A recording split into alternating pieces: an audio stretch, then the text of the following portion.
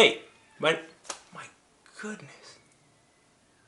Those kids are just like, they're so loud.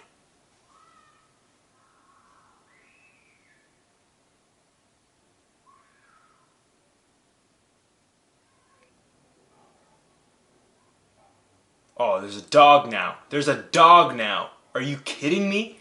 On the art form in general, which is terrible.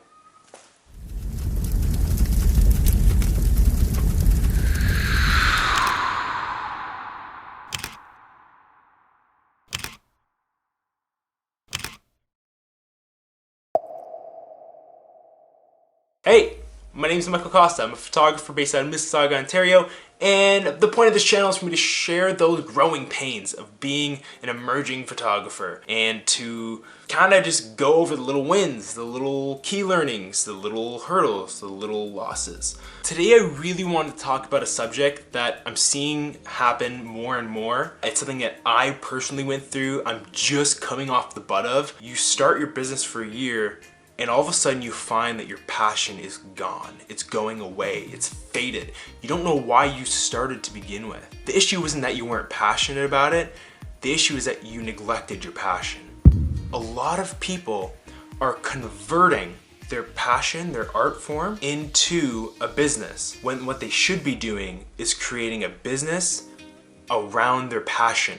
Don't cater to what you are seeing other photographers doing. What brings you to photography? What brings you to the computer screen to 2 a.m. editing your portraits, editing your landscapes? That's gonna be so much more different than what drives John down the block to shoot corporate portraits, or what drives Janine down the street to shoot product photos. You need to find what drives you. What do you love about photography?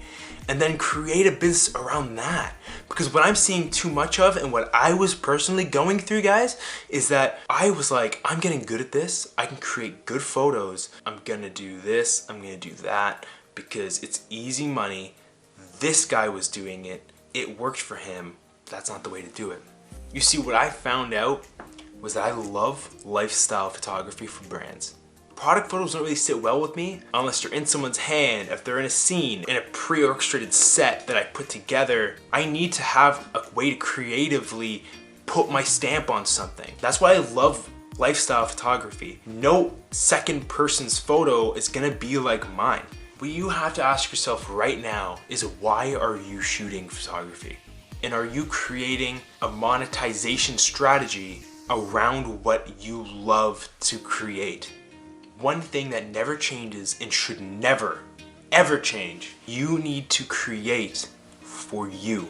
Now, the output could be a deliverable for someone else, but you need to be creating what makes you happy. Life isn't about being successful. Don't forget that. Everyone's thinking, I need money, I need to be successful, right? That's a whole thing around just trying to impress other people and being way too concerned about what other people think. What's really and truly important is that you are happy. So if you're creating content and happy in the process, that's awesome. But if you're creating content because you think that it's more likely to make money, you're gonna burn out.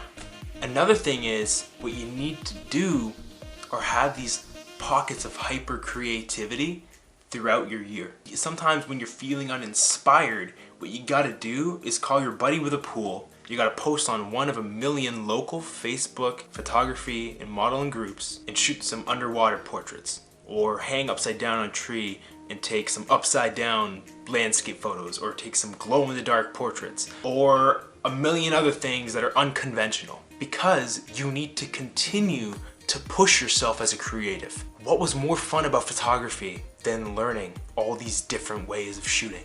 Nothing was.